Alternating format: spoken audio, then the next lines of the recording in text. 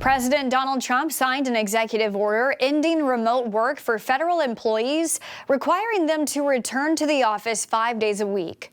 It's a move that'll likely cause legal challenges from unions. While the president does have authority over the federal workforce and can prohibit employees from working remotely, the rule in many cases can only apply to those who are not unionized.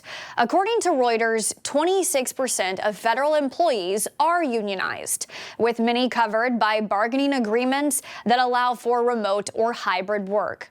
That means the Trump administration will have to wait for those to expire or renegotiate the agreements. Federal agencies are also required to allow employees with disabilities to work remotely because of federal law that says employers must grant reasonable accommodations to workers with chronic medical conditions. In 2001, President George W. Bush added telework to his New Freedom Initiative, citing work from home as a reasonable accommodation for people with disabilities.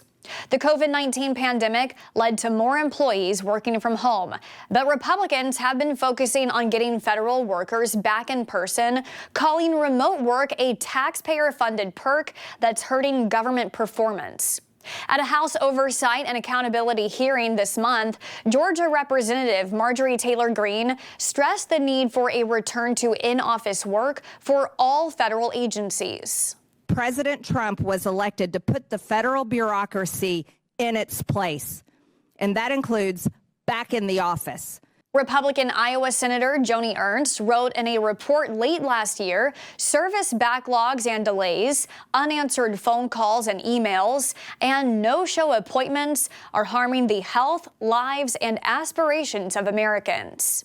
Elon Musk, who's leading the Department of Government Efficiency created by Trump, said in a November Wall Street Journal opinion piece that federal workers should not be paid for the COVID-era privilege of telework. He suggested that requiring federal employees to return to the office 5 days a week would, quote, result in a wave of voluntary terminations that we welcome. Unions say remote work is necessary for recruitment and retention in the workplace, with multiple agencies, including the Social Security Administration, agreeing to long-term telework arrangements in their collective bargaining agreements. The president of the American Federation of Government Employees called Trump's directive a backward action and asked the Trump administration to rethink its approach. For Straight Arrow News, I'm Kara Rucker. For all your latest news headlines, download the Straight Arrow News mobile app today.